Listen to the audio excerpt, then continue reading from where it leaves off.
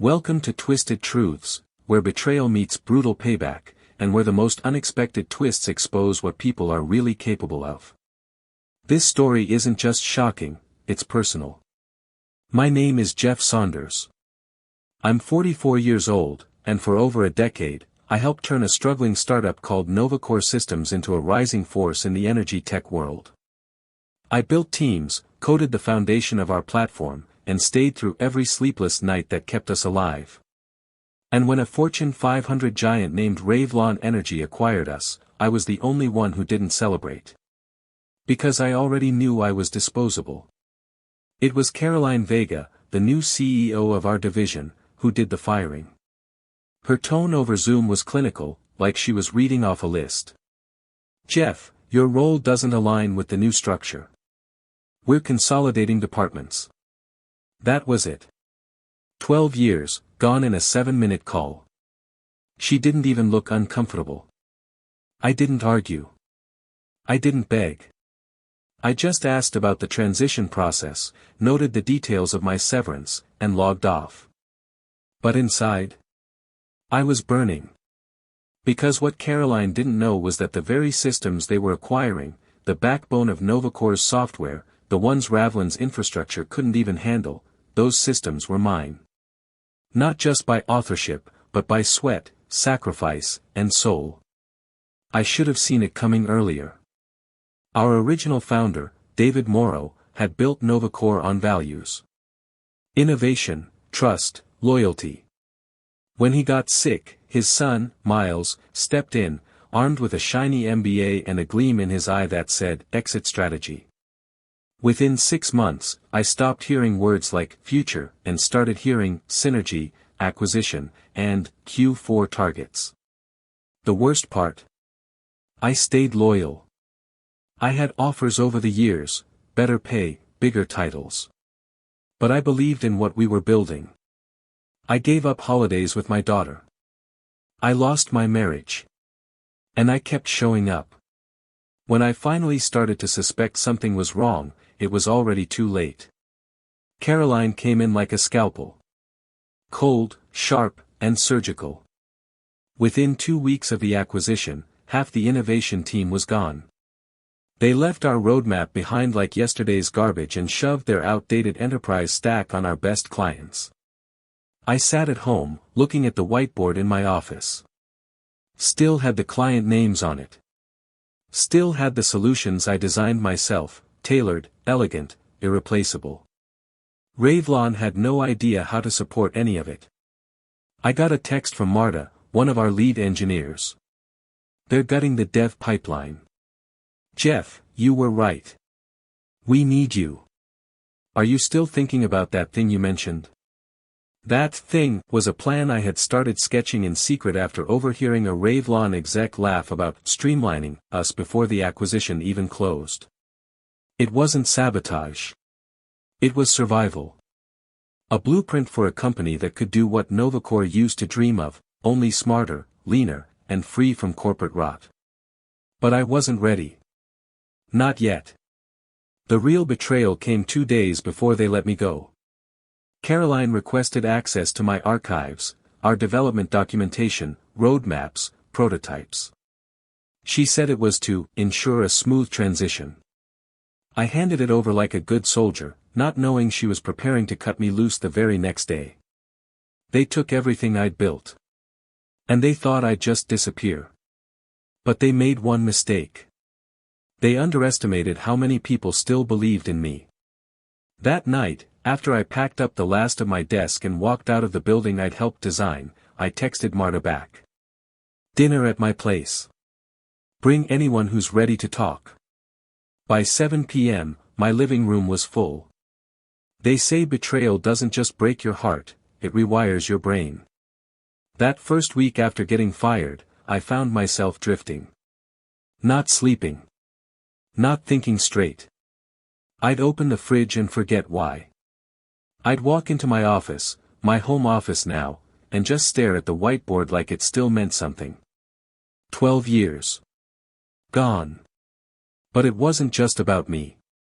I'd missed most of my daughter's 8th grade graduation because we were deploying an emergency patch to the NovaGrid platform. I'd postponed my anniversary 3 times for late-night QA cycles. My ex-wife once told me, "You don't work for a company, Jeff. You worship it." She wasn't wrong. And now the altar was burned down, and I was the sacrifice. What made it worse was watching them butcher everything I built. The engineers I had trained started reaching out one by one. Quietly. Hesitantly. People who'd stayed on at Revlon, thinking it might not be so bad. Thinking they'd at least be safe. They weren't. "They've reassigned us to compliance work," Marta said during dinner. "They don't want innovation. They just want control." Another said, "They shelved our R&D pipeline and said we were too niche." They were killing the very thing that made Novacore valuable in the first place. And it wasn't incompetence, it was arrogance. But I couldn't stop thinking about the document I'd handed Caroline. My entire roadmap. Years of work. Proprietary structures. All of it. And I gave it away. The worst part? I didn't even get angry at first. I got ashamed. I let it happen. I let them walk into my house, steal the furniture, and throw me out on the street. And I smiled while they did it. There were days I didn't get out of bed. Just lay there replaying the call. Her words. "Your role doesn't align with our structure." You know what didn't align? Their 3-year-old infrastructure being forced onto cutting-edge clients with custom energy models we built from scratch. I didn't just lose a job. I lost something I gave my identity to. Then, one morning, about 2 weeks after the firing, I saw a news headline that jolted me upright. Revlon reports seamless integration of Novacore systems. I nearly choked on my coffee. Seamless integration. The comments under the article told a different story. "Our reporting module is broken since the update. No response from tech support. New system lacks key functionality we relied on. Massive downgrade. We missed the old Novacore team." I closed the browser and stared at the screen. Then, I opened a locked folder on my desktop. One I hadn't touched in months. Its name. Project Rise. It was more than an idea. It was my contingency plan. Not because I planned to use it, back then I still believed I'd retire at Novacore. But I needed to believe there was something else possible, in case it all came crashing down. Now it had. Inside the folder were specs. Schematics. Alternate frameworks. A list of former clients and the pain points I'd solved personally. The foundation of a system better than anything Novacore had launched. And better yet, it was mine. It didn't use Novacore's IP. It didn't copy any proprietary assets. But it addressed every blind spot I'd seen at Revlon. It was the evolution of everything I had dreamed of building but never had the freedom to pursue. And suddenly, I wasn't just sad anymore. I was furious. Not just at Caroline. Not just at Miles Morrow, who sold us out. But at myself, for staying silent while they poisoned the well. I opened a group chat with Marta, Evan, Jia, Max, and Raoul, the 5 engineers who'd sat in my living room that night. "If we built something better, smarter, and cleaner, would you walk away with me?"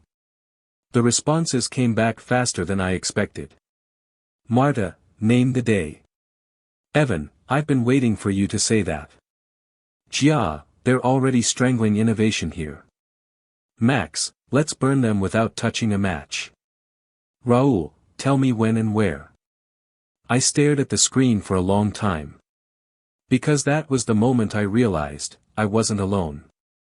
And if we did this right, we weren't just going to survive.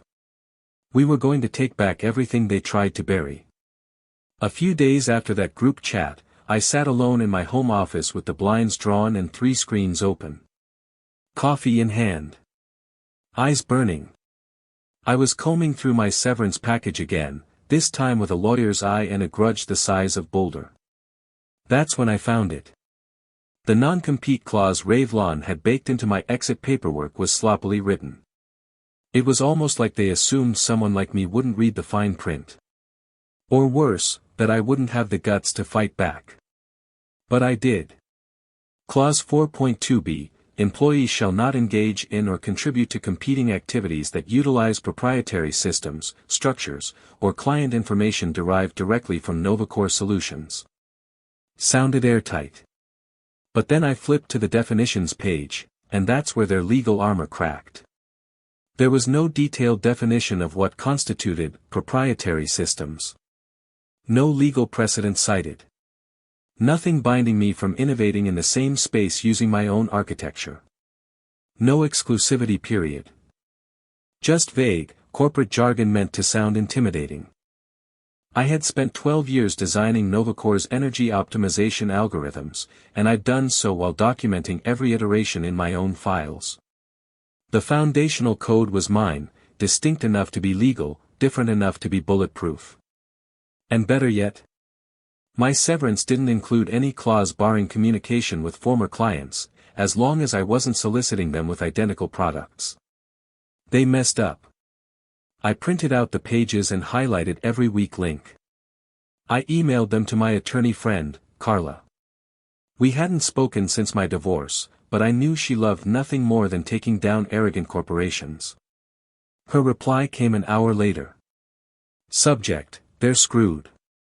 Message, they've handed you a loaded weapon. Just don't fire until you're sure your house is fireproof. Call me. It was the first time in weeks I actually laughed. That night, I brought the team over again, this time with blueprints, a real roadmap, and a whiteboard covered in code logic, architecture design, and potential client targets. We sat there for hours, mapping out what would become the foundation of Virion Systems, a next-gen platform for adaptive energy diagnostics. I chose the name carefully. Vireo is a bird known for its resilience. I added the N because, well, I was pissed off, and it sounded stronger. But there was something else that happened that night, something I hadn't expected. After everyone left, Max hung back. He stood awkwardly in the doorway, holding his coat. Hey, Jeff. I don't think I ever said it, but, you were the reason I stuck it out so long at Novacore. You built something real. When they fired you, I knew it was over. I nodded, unsure of what to say. But it stayed with me. I wasn't just building a company. I was rebuilding faith. The next morning, I received a message that flipped the table entirely. It was from an unknown number. Jeff, heard rumors. We should talk before this gets messy. M. Morrow. Miles. The same Miles who sold our soul to Revlon and vanished into a C-suite shadow role. The same Miles who shook my hand 3 months ago and promised minimal disruption. I didn't respond. Instead, I forwarded the message to Carla with a note. I think they're starting to sweat. She replied. Let them. But that wasn't the last surprise. A week later, while reviewing some public merger filings, Jia noticed something odd. Revlon hadn't just acquired Novacore, they'd absorbed our liabilities too. Including a performance-based contract with one of our oldest clients, Ridgepoint Utilities. Ridgepoint's platform was one I had designed personally, with custom monitoring modules that couldn't simply be replaced with Ravlin's cookie-cutter tools. If they tried, they'd hit bottlenecks, fast. And if Ridgepoint experienced outages, Revlon would owe millions in penalties. We checked the integration timeline. Revlon had already announced a full switchover to their architecture, by the end of the quarter. It was a suicide mission. That's when the plan clicked into place. We wouldn't need to go after Revlon at all. They'd collapse under their own arrogance. All we had to do was be ready, with a better product, airtight legal footing, and the relationships they were too blind to nurture. The betrayal had shattered me. But the secret I discovered? It gave me purpose. Because they thought they'd buried me, But all they did, was plant me. There's something sacred about the quiet before a storm, especially when you're the one building it. After that call from Miles Morrow and the discovery of the Ridgepoint contract, everything shifted. My sadness didn't vanish, but it got sharp, focused. Like a blade I'd spent weeks grinding. I wasn't just reacting anymore. I was plotting. Every day for the next month, I worked from dawn to dusk, and sometimes through the night, with the team to build out Virion systems. I rented a cheap co-working space with my severance money. It smelled like printer toner and despair, but it had whiteboards, high-speed internet, and a locked door. It was all we needed. What we were building wasn't a clone of NovaCore, it was its evolution. Smarter architecture. Modular design. A dashboard that didn't require a PhD to operate. We fixed the bugs Revlon didn't even know existed and enhanced the features they'd quietly abandoned. But tech wasn't enough. We needed strategy. That's where I got ruthless. Step 1, recruit quietly. I reached out to select clients I'd supported over the years, not to pitch, but to check in. A casual coffee. A Zoom call under the radar. I asked how Revlon's rollout was going. The stories were consistent, and damning. They removed our analytics module without telling us. They forced an update that broke our reporting system. We filed 3 tickets last week. Still no resolution. Every frustrated voice was fuel. Step 2, leverage their blind spots. Revlon had a playbook. They'd run it in 2 other acquisitions, buy the company, extract the client base, gut the staff, and force everyone into their outdated infrastructure. It worked in theory, until you ran into real-world clients who relied on customization, like Ridgepoint and Avanta Power. These weren't tech bros who wanted dashboards. These were utility companies that needed precision, regulation compliance, and systems that didn't crash every time the load spiked. Revlon didn't get that. But I did. Step 3, build a firewall. Carla, my attorney, worked overtime building legal armor around us. We documented everything, meeting notes, platform builds, code audits. Every component of Virion had a paper trail proving its independence from NovaCore's IP. We knew Revlon would come after us eventually. We just needed to make sure when they did, they'd hit a wall. Step 4, wait for the cracks. They didn't take long to appear. 5 weeks after we opened Virion's virtual doors, Ridgepoint experienced a reporting blackout. Their CTO, Greg Haynes, was an old contact of mine. I didn't reach out, but Harold Morrow did. Yeah. That Harold. David Morrow's brother. NovaCore's original co-founder and silent stakeholder. When he learned what Revlon had done to his legacy, he quietly stepped out of retirement. Not to lead. Not to fight. Just to watch. And maybe whisper in the right ears. He whispered in Greg's. That whisper turned into a call. That call turned into a quiet lunch. That lunch turned into an emergency discovery meeting. I didn't pitch Virion. I just showed Greg what we'd built, and what Revlon couldn't do. You created a successor system without violating IP, he asked. I nodded. We created a better one. Greg left without a word. 2 days later, Ridgepoint's legal department sent Revlon a notice of deficiency under the terms of the SLA. It triggered a clause requiring immediate remediation, or the option to exit the contract early. I didn't celebrate. Not yet. Because I knew Caroline Vega would strike back. And when she did, I needed to be ready.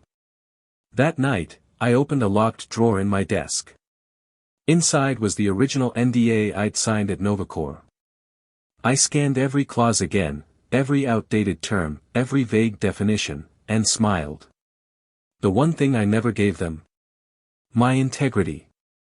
They stole my position. They tried to erase my contributions. But they couldn't erase my knowledge, my relationships, or my drive. Revenge wasn't about rage anymore. It was about precision. Surgical. Cold. Legal.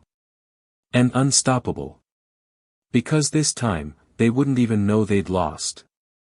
Until it was too late. There's a moment, right before everything tilts, when you can feel the axis shift. For me, that moment came on a Tuesday morning, 8:03 a.m., when I got a text from Greg Haynes at Ridgepoint Utilities. Contract terminated. We're going with Virion. Tell your team to prepare. You've got 21 days. That one message hit like a defibrillator to the heart of everything we'd built. Ridgepoint wasn't just a client. It was the keystone. The one account whose defection could open floodgates across the sector. They were Ravlin's showpiece. And now they were ours. I didn't cheer. I didn't call a meeting. I walked to the middle of our tiny, cluttered office, stood on an overturned storage crate, and simply said, "Ridgepoint just signed." Marta dropped her coffee. Raoul swore under his breath. Jia looked like she might cry. It was on. The next 72 hours blurred into whiteboards, deployment schedules, and hardware requirements. We weren't just implementing software, we were replacing an Empire 1 API at a time. And Ridgepoint wasn't going to wait. We moved like ghosts. No press releases. No LinkedIn announcements. Just clean code, late nights, and absolute silence. But Ravlon noticed. Oh, they noticed. On Friday, our shared inbox lit up with a cease and desist letter from their legal department. It accused us of violating the non-compete, misappropriating trade secrets, and engaging in malicious interference with client relationships. Their favorite phrase? You are hereby instructed to immediately cease all operations relating to Ravlin-owned technology. I forwarded the letter to Carla. She responded with one word. Expected. Attached was a 12-page legal rebuttal already prepared. She'd built it piece by piece over the past month, anticipating this exact moment. We sent it off within the hour, attached to an official statement from Ridgepoint's legal team affirming their right to exit under breach clauses. That wasn't the win. The win came 48 hours later. Ravlin's stock dropped 6%. Analysts started whispering. Why did Ridgepoint pull out? Is Ravlon struggling to integrate their acquisitions? Did they misrepresent capabilities to clients? And then, like blood in the water, journalists started calling me. I didn't speak. Not publicly. Not yet. But I knew who would. Harold Morrow. He'd built relationships with energy sector insiders for 30 years. When he mentioned a new player, quietly scooping up clients Ravlon couldn't retain, people listened. Suddenly, other companies started reaching out. Avanta. Cirrus Grid. Helix North. All of them frustrated. All of them listening. While Carla handled the legal counterstrikes, I focused on delivery. Virion's deployment at Ridgepoint had to be flawless. No hiccups. No excuses. We were standing at the edge of a knife. And Ravlon was watching. On the final day of the implementation window, I stood inside Ridgepoint's main control center as our dashboard came online, clean, fast, zero errors. Their CTO, Greg, stood behind me, arms crossed, eyes on the screen. You did it, he said quietly. No, I replied, glancing at the team behind me. We did. That night, a journalist from TechWire Weekly published a scathing exposé. How Ravlon fumbled a billion-dollar acquisition, and who's building the future instead. They didn't name us directly. But they didn't have to. Everyone knew. The next morning, Caroline Vega called me.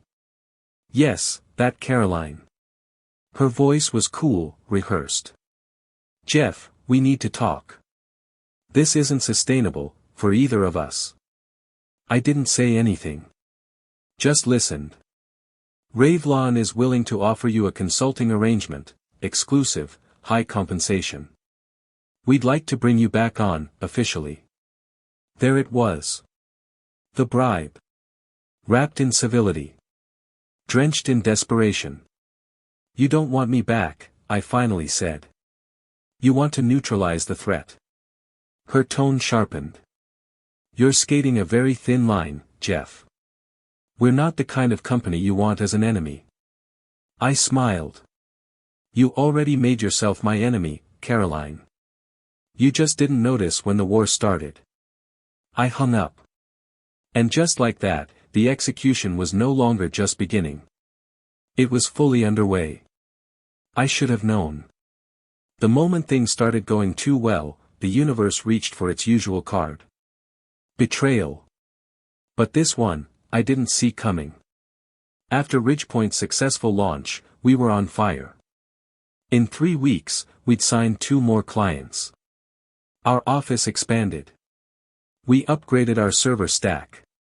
And for the first time since I'd been fired, I started to feel secure. That was the mistake. It started with a strange email. A vendor we hadn't contacted sent a follow-up about a data licensing deal we never discussed. Then another client forwarded me a message from someone claiming to represent Jeff's former company, and warning them about legal vulnerabilities with Virion. Someone was talking. But not just talking, leaking. Our private roadmap. Our contact lists. Even fragments of our code naming convention. None of it public. None of it guessable. Only someone inside could know. I pulled our team into the office that Sunday. No accusation. No drama. Just a secure device scan. Carla had someone on retainer, an ex-cybercrime specialist. He combed through our network, messaging history, access logs. By Monday morning, we had our answer. It was Evan. Evan Sanchez. The same Evan I'd mentored at Novacore. The same Evan who sat in my living room on day 1, promising he was done with the politics. He had been feeding Revlon weekly reports since the start. The money trail was small but clear. Payments made through a shell LLC tied to an advisory retainer for tech trends. Legal enough to slip under radar. Dirty enough to sting. I stared at the access logs in silence. He hadn't just betrayed me. He'd risked all of us. When I called him in, he didn't deny it. His voice was calm. Cold. Like someone talking about a business deal. They said you'd overreach. That you were building on stolen time. I needed a backup plan. You had one, I said, barely holding back. You were the backup plan. He didn't flinch. You don't get it, Jeff. Revlon isn't scared of you. They're setting you up. Waiting until you're too exposed to defend yourself. I fired him on the spot. Security revoked. Devices seized. Legal actions pending. The silence after he left was suffocating. Raoul broke it first. How long do you think he's been feeding them? Since day 1, Carla confirmed. Every client we signed, every line of code. They knew. They've been playing rope-a-dope, waiting for us to hang ourselves. The walls felt like they were closing in. But then, something else happened. A new message.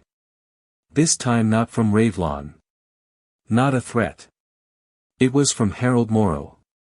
They've pushed too far. There's something I haven't told you. I met him the next morning at his home just outside Boulder. He looked older, slower, but his eyes still burned with clarity. There's a clause, he said, handing me a folder. Buried in the original merger contract with Revlon. Something only I knew about. Inside was a scanned agreement. A contingency clause signed off by David Morrow before his health declined.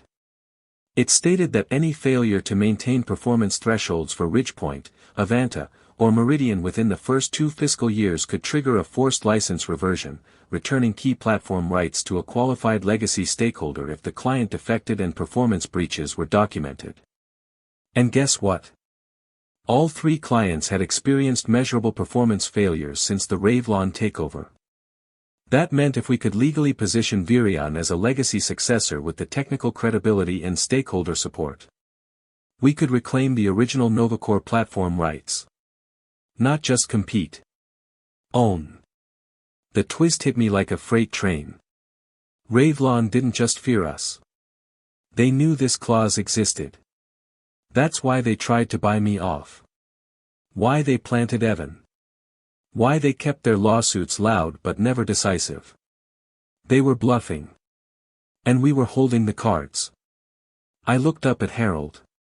You were waiting for the right moment. He nodded. And you just survived the storm. We shook hands. This wasn't revenge anymore. This was reclamation. And it wasn't about burning Revlon to the ground. It was about building something so unshakable they'd never recover. Harold's clause changed everything. For 12 years, I thought I was just a builder, an architect of systems and strategies.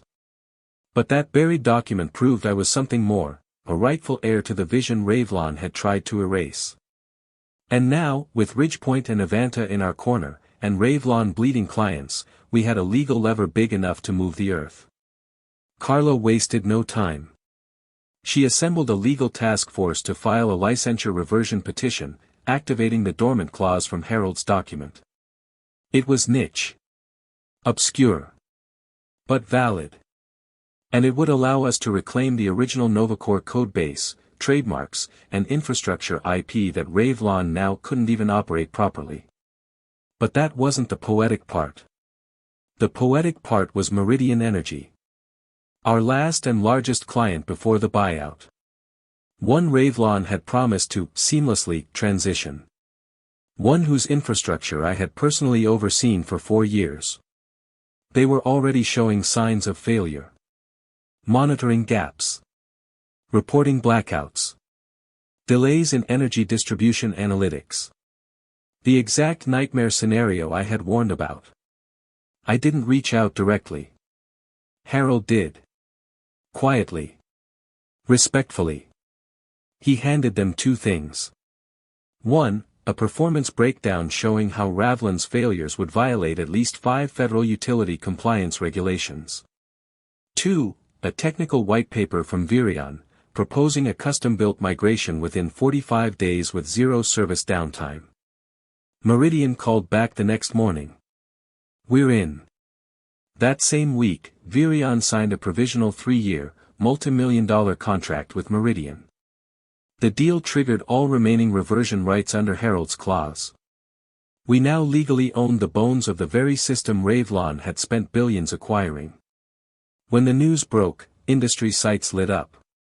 Virion Systems reclaims Novacore legacy, Revlon legal threats collapse. Acquisition backfires, Revlon loses control of core platform. Betrayed founder returns to top in stunning turnaround. Caroline Vega tried to recover. Filed a final injunction. The judge laughed it out of court. The best part? She had to watch me sign the final deal with Meridian. I shook hands with their CEO on stage at a national energy tech conference while she sat 3 rows back, expression tight, lips pressed into a line of defeat. When she passed me in the hall, she muttered, "This won't last." I smiled. It already has. Within 90 days, Revlon's stock plummeted another 14%. Their board forced Caroline into early retirement.